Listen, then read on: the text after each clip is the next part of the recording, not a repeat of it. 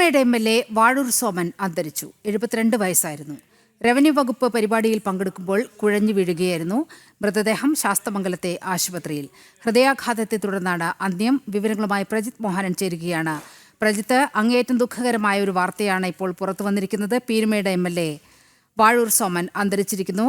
തിരുവനന്തപുരത്ത് റവന്യൂ അസംബ്ലിയിൽ പങ്കെടുക്കുന്നതിനിടെയാണ് അദ്ദേഹത്തിന് ഹൃദയാഘാതമുണ്ടായത് എന്നാണ് വാർത്തകൾ വന്നിരുന്നത്. വിവരങ്ങൾ എന്തെല്ലാം?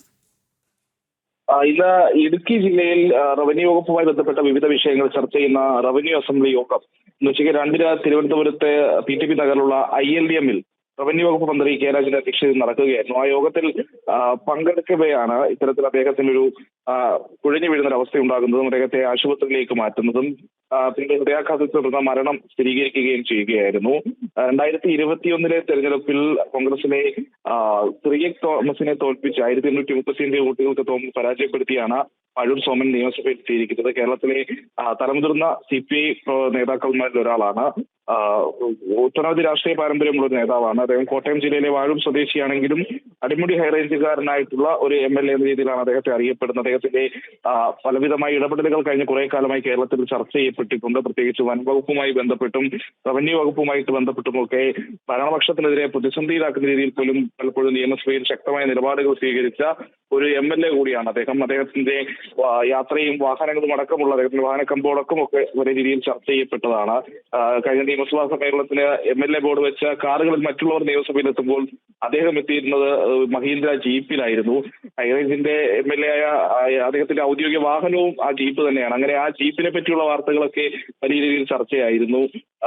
പിന്നീട് ഈ ഹൈറേഞ്ച് രീതിയിൽ, അതായത് ഹൈറേഞ്ചുമായി ബന്ധപ്പെട്ട പ്രശ്നങ്ങളുമായി ബന്ധപ്പെട്ട് അദ്ദേഹം വളരെ ശക്തമായ നിലപാടുകൾ തുടർച്ചയായി സ്വീകരിക്കുന്ന കാഴ്ചകൾ നമ്മൾ കണ്ടിട്ടുള്ളതാണ്.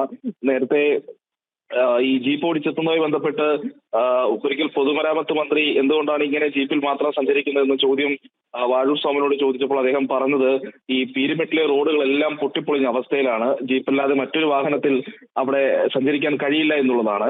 അന്ന് രാത്രി തന്നെ ഈ പറയുന്ന രീതിയിൽ അവിടുത്തെ പീരുമേട്ടിലെ റോഡുകളുടെ ശോചനീയാവസ്ഥ പരിഹരിക്കാൻ ഫണ്ട് അനുവദിക്കുന്ന ഒരു സാഹചര്യത്തിലേക്ക് സർക്കാർ പോകുകയുണ്ടായി. പിന്നീട് ഈ വനം വകുപ്പുമായി ബന്ധപ്പെട്ടിട്ടുള്ള ഈ നിലപാടുകൾ അദ്ദേഹം സ്വീകരിച്ചിട്ടുണ്ട്. പ്രത്യേകിച്ച് ഹൈറേഞ്ചിലെ മനുഷ്യരെ വനം വകുപ്പിനെ കൊണ്ട് പൊറുതിമുട്ടിയെന്ന് നിയമസഭയിൽ പ്രഖ്യാപിച്ച നേതാവാണ്. ഇടതുപക്ഷത്തിന്റെ ഭരണപക്ഷത്തെ MLA ആയിരിക്കുമ്പോൾ തന്നെ അത്തരമൊരു നിലപാട് സ്വീകരിച്ചു. കാരണം അത്രയധികം പ്രശ്നങ്ങൾ ഹൈറേഞ്ചിലെ ജനങ്ങൾ ഈ വനം വകുപ്പ് ഉദ്യോഗസ്ഥരെ കൊണ്ട് നേരിടുന്നു എന്ന രീതിയിൽ അദ്ദേഹം തുറന്നടിക്കുന്നതൊക്കെ വലിയ ചർച്ചയായിരുന്നു. പാർട്ടിയെയും മുന്നണിയും ഒന്നും സർക്കാരിനെ ഒന്നും അങ്ങനെ ഒരിക്കലും പ്രതിസന്ധിയിലാക്കിയിട്ടില്ലാത്ത ഒരു ചരിത്രമുണ്ട് CPIയുടെ മുതിർന്ന നേതാവിന്. പക്ഷേ അത്തരത്തിൽ സഭയിൽ പ്രകോപിതനായി സംസാരിക്കുന്ന ഒരു സാഹചര്യം, അത് ജനങ്ങളുടെ വിഷയം പൂർണ്ണമായും ഉൾക്കൊണ്ടുകൊണ്ടായിരുന്നു അദ്ദേഹം അന്ന് സംസാരിച്ചത്.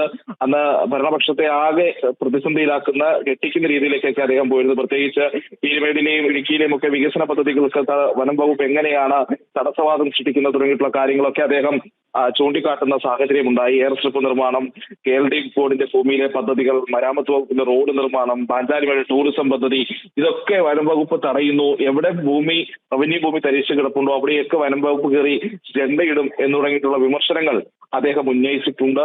അങ്ങനെ സർക്കാരിന്റെ മുന്നിൽ സ്വന്തം ഭരണപക്ഷമാണെങ്കിലും ശരി, സ്വന്തം പാർട്ടിയാണെങ്കിലും ശരി, അല്ലെങ്കിൽ സ്വന്തം സർക്കാരാണ് ഭരിക്കുന്നതെങ്കിലും ശരി, ജനങ്ങൾക്ക് ബുദ്ധിമുട്ടുണ്ടാകുമ്പോൾ അതിനെ പരസ്യമായി ചോദ്യം ചെയ്യാൻ അത് നിയമസഭയിൽ പീരുമേട്ടിലെ ജനകീയ MLA വാഴൂർ സോമൻ അന്തരിച്ചിരിക്കുകയാണ്. 72 വയസ്സായിരുന്നു. തിരുവനന്തപുരത്ത് വെച്ചായിരുന്നു അദ്ദേഹത്തിന്റെ ആകസ്മികമായ മരണം സംഭവിച്ചത്.